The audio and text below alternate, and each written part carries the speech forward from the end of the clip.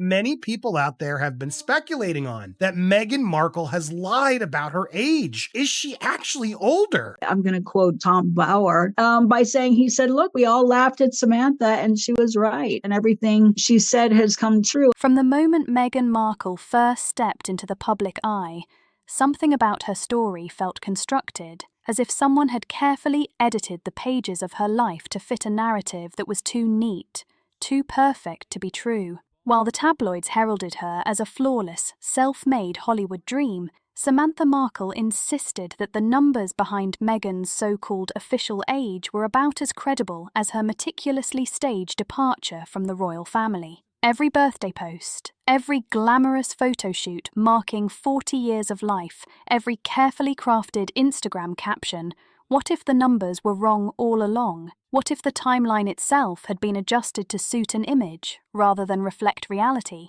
This isn't just a family dispute. It's arithmetic, drama, and spectacle wrapped in designer coats and palace-approved PR. It wasn't random. The discrepancies weren't accidental. And here's the twist. When Samantha first raised these concerns, she was met with outrage. Meghan's fans dismissed her as jealous, bitter, and irrelevant. Yet, as the years rolled on, the truth, or at least evidence of it, began to emerge. Old magazines, private family photos, hospital records, and other overlooked documents quietly began to substantiate Samantha's claims. What once looked like a sisterly vendetta slowly revealed itself to be meticulous observation. If Meghan truly manipulated her own timeline, if the Duchess of Reinvention actively rewrote her age, I remember when she was born, big new addition to the family, and we just have a very young sister here. When she said, I lost my father, we knew that she didn't lose our dad, she iced our father. Then the royal truth isn't a crown,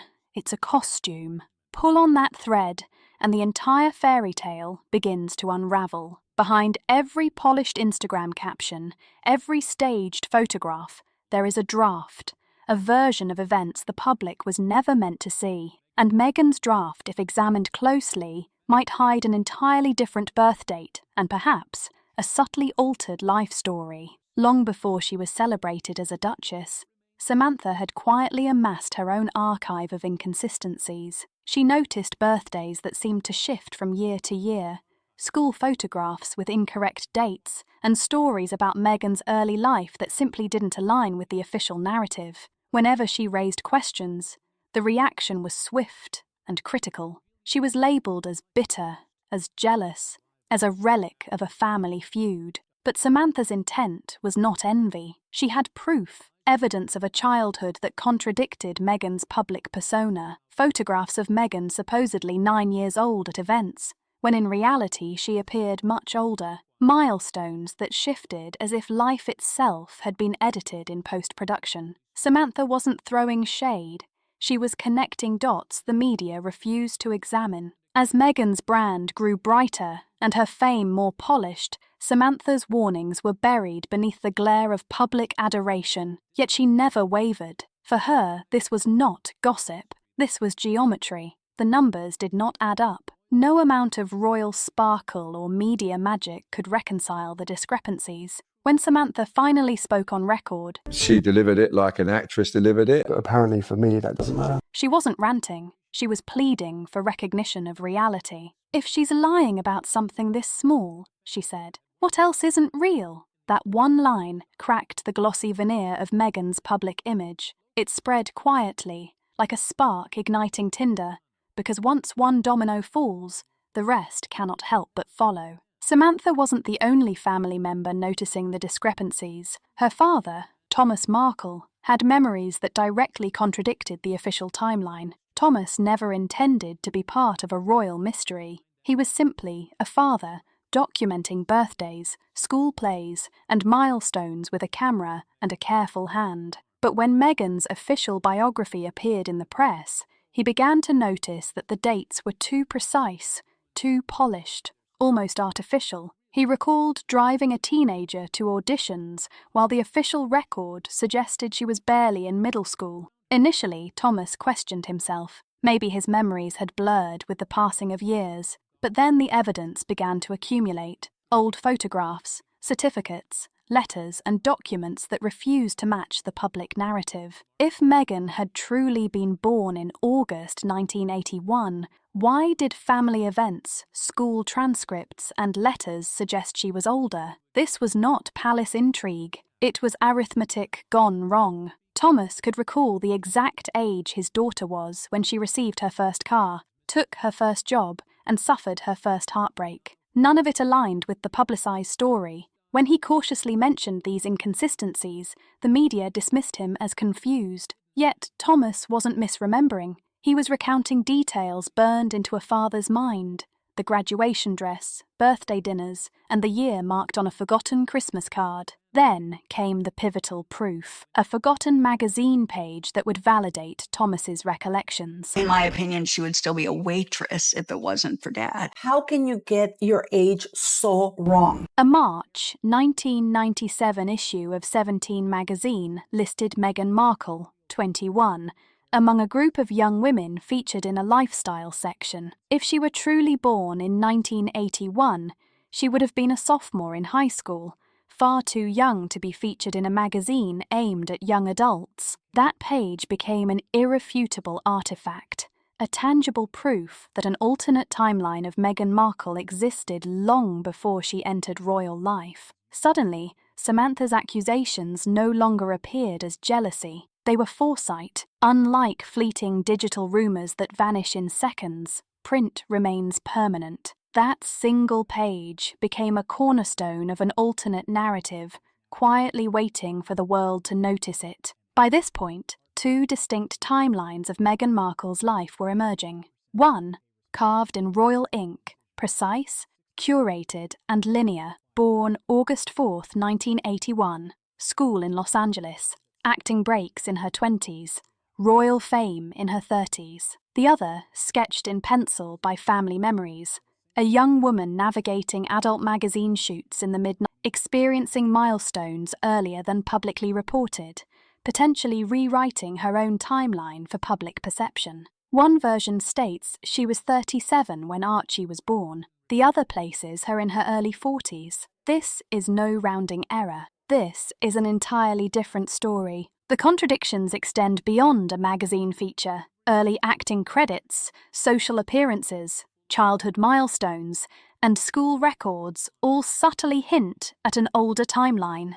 Birthdays fluctuate. Early achievements do not align with official ages. This is a copy of 17 magazine, and it was published in March of 1997. In it, it mentions our Megzy from Los Angeles and that she was 21 years old at the time of publication. That would make her birth year at around 1976. So there is something that is not connecting. There is something that is not right. And public appearances contradict reported timelines. Each inconsistency is a thread in a web that questions the curated story. Each clue whispers, perhaps the official version is incomplete. The pencil-drawn timeline, reconstructed from family memories and tangible artifacts, depicts a Meghan who matured faster than the public realized, achieving adult milestones sooner than reported, and carefully curating a second persona for public consumption. One version sparkles with perfection, polished for cameras and press releases, while the other throbs with raw human reality.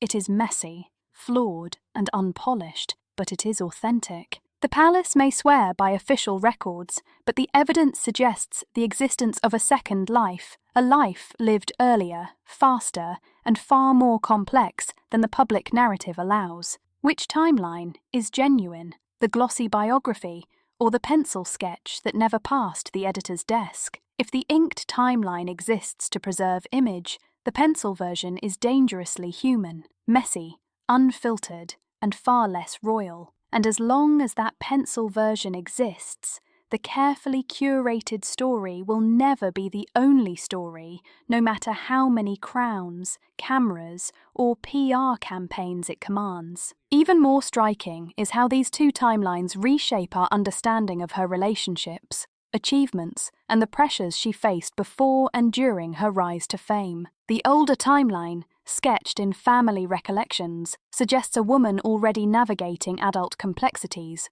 making early career choices, and experiencing milestones in a compressed timeframe. This contrasts sharply with the inked timeline, which portrays a linear, almost fairy tale progression from child to Hollywood actress to royal consort. The dissonance between these two lives raises deeper questions about media influence, self-reinvention, and the curated image of perfection. In the end, whether one believes the pencil or the ink, the story is the same. There are two Meghan Markles, two trajectories, and two realities intersecting in ways that defy simple explanations. The public knows the royal version. Only family memories hint at the alternate path. And until the world fully reconciles these versions, the pencil timeline remains a quiet, powerful reminder that truth can be messy, human, and far less controlled than it appears. The palace swears by the official records, but the evidence keeps whispering something else. Which version is real?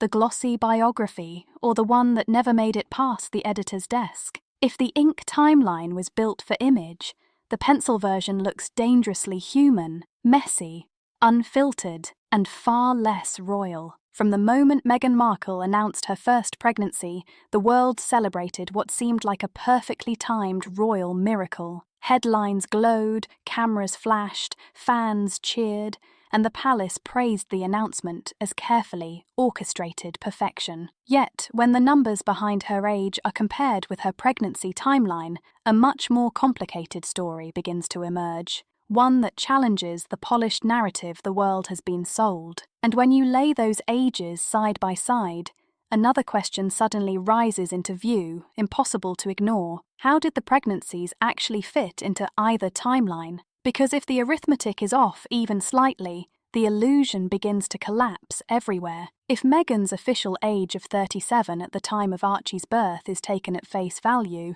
the story seems neat, almost cinematic. But if the mid-70s birth year that Samantha and Thomas's memories hint at is even close to true, that would make Meghan 42 or 43 when Archie arrived, a detail that radically reshapes the narrative. In the medical world, pregnancies past 40 are considered high-risk territory. They come with increased monitoring, advanced screenings, longer hospital stays, and heightened caution at every step. None of which fit the effortless, editorial-ready image that was presented to the public. Her bump photos looked straight out of a lifestyle magazine, the timeline airtight, and her recovery almost cinematic, too smooth, too perfectly edited to reflect real-world medical practice. Medical professionals, quietly observing from behind the scenes, began pointing out anomalies that tabloids conveniently ignored. Older mothers face greater complications,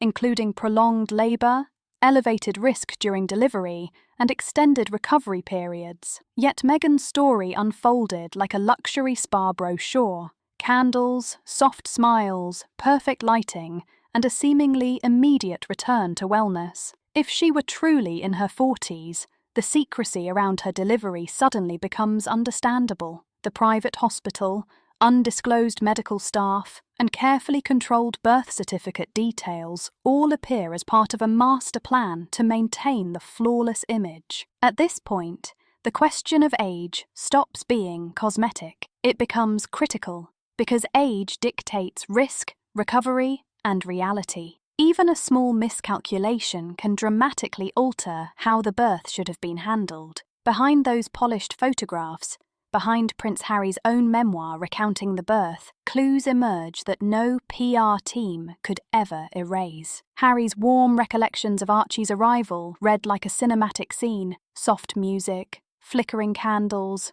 calm voices, 2 epidurals, and a radiant Meghan walking out of the hospital just hours later. It's beautiful, almost too beautiful, but when medical experts dissect the timeline, it's physically improbable. Portland Hospital, renowned for its luxury maternity care, adheres to strict post-epidural monitoring. Patients typically remain under observation for several hours, sometimes overnight, to ensure they regain full motor function and stabilize vital signs. Walking immediately after 2 epidurals, as Harry described, is physiologically implausible. Yet, in his memoir, Meghan was upright, glowing, and heading home before the ink on the paperwork had dried. Doctors quietly raised eyebrows at the compressed sequence, discharge, newborn checks, security protocols, and logistical coordination all appear to have been squeezed into an impossibly short window. Minute-by-minute reconstructions of that night highlight the tension between narrative and reality. Either Meghan's delivery defied medical science, or the story was massaged to maintain an image of perfection. If the latter is true, one must ask, why manipulate the timeline? Was it privacy, or was it performance?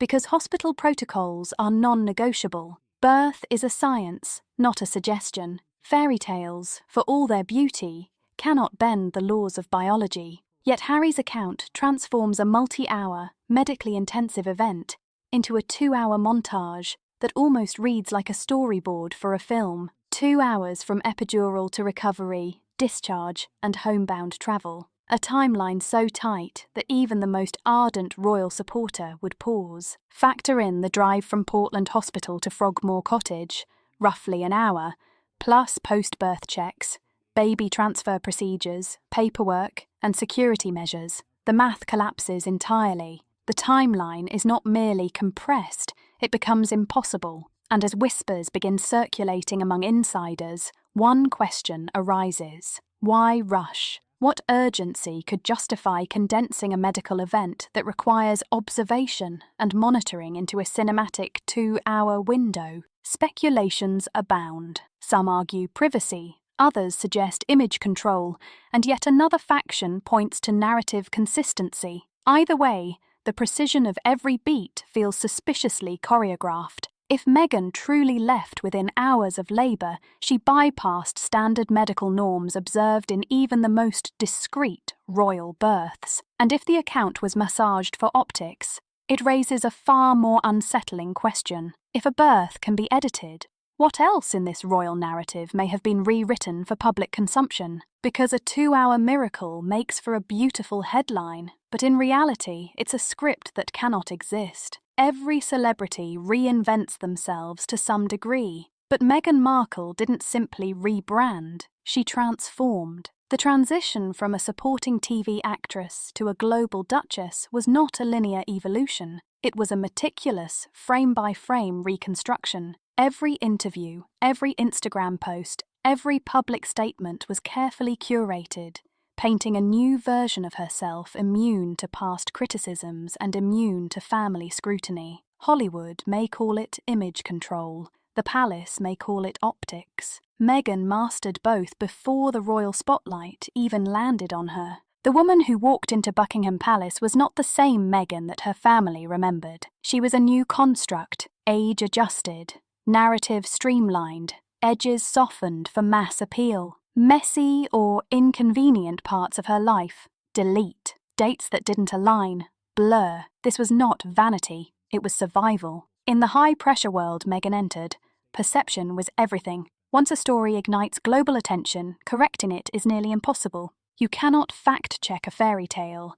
You can only choose to believe it or doubt it. That is precisely why Samantha and Thomas's recollections are so powerful. They are not alternate facts, but anchors to the unpolished truth, tethering Meghan's narrative to a version of reality that the palace machinery cannot erase. Perhaps this was never solely about age. Perhaps it was about control, owning the story before anyone else could. Because in Meghan's world, truth is not something lived, it is something edited. And once an edit is made, the public forgets there was ever a first draft. When you line up the pieces, Samantha's memories, Thomas's timelines, the 1997-17 magazine proof, and the compressed hospital story, one conclusion becomes inescapable. Meghan Markle's public image did not simply evolve, it was engineered. A life meticulously edited, frame by frame, until even the dates began bending to fit the narrative. Perhaps it began as a harmless exercise in branding. Perhaps it became a habit, but when every detail, from age to pregnancy, looks rehearsed, the line between authenticity and performance disappears entirely. This is not about envy, gossip, or speculation. It is about understanding how easily truth can be lost when cameras never stop rolling. And if this story has left you questioning what may have been hidden behind the polished royal curtain, you are not alone. There is more to uncover, more evidence that hints at the carefully constructed nature of Meghan's public persona. The investigation doesn't end here. A certain outspoken British host shocked live television when he unveiled previously unseen Soho House photos, delivering revelations that challenged everything the public believed about Meghan's rise. This moment shifted public perception, connecting directly to the evidence of timelines, age discrepancies, and birth details that we have just explored. If you want to follow the full investigation and see each piece of evidence laid out clearly, make sure to like, comment, and subscribe. Hit the notification bell so you don't miss the next installment of this deep dive into a story where the lights are bright, but the truth burns even brighter. The revelations are ongoing, and the next chapter promises even more insights into the life of Meghan Markle. Facts that no publicist could have scripted, no palace official could have sanitized, and no headline could fully capture. Stay tuned.